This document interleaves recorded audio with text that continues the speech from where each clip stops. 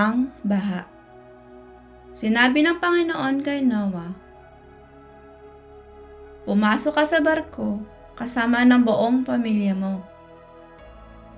Sapagkat sa lahat ng tao sa panahong ito, ikaw lang ang nakita kong matuwid.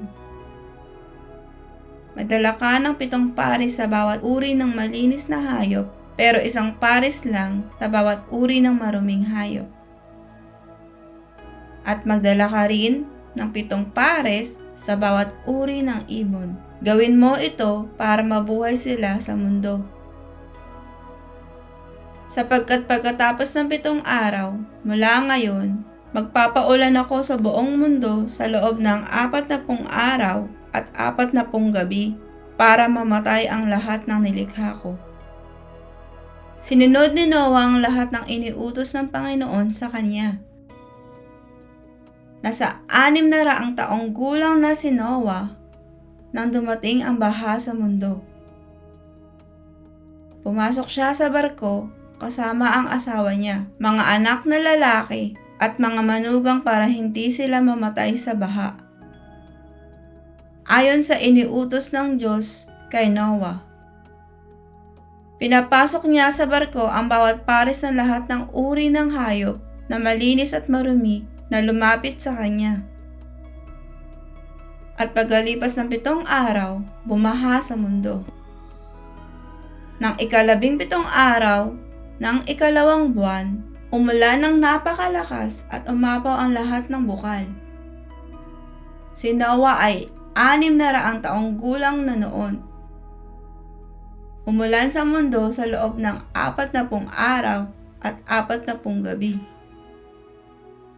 Noong mismong araw na nagsimulang umulan, pumasok sa barko si Noah, ang asawa niya at ang 3 nilang anak na sina Shem, Ham at Japhet, kasama ang mga asawa nila. Kasama rin nila ang lahat ng uri ng hayop, mga lumalakad, gumagapang, at lumilipad. Ayon sa iniutos ng Diyos kay Noah, pinapasok niya sa barko ang bawat pares ng lahat ng uri ng hayop na lumalapit sa kanya. Pagkatapos, isinara ng Panginoon ang barko. Walang tigil ang ulan sa mundo sa loob ng 40 araw. Tumaas ang tubig hanggang sa lumutang ang barko. Tumaas pa ng lubusan ang tubig hanggang matakpan ang lahat ng matataas na bundok. At hanggang umabot sa mga 7 metro ang taas ng tubig mula sa tuktok ng pinakamataas na bundok. Kaya namatay ang lahat ng may buhay. Ang mga hayop na lumilipad, lumalakad, gumagapang, at ang lahat ng tao.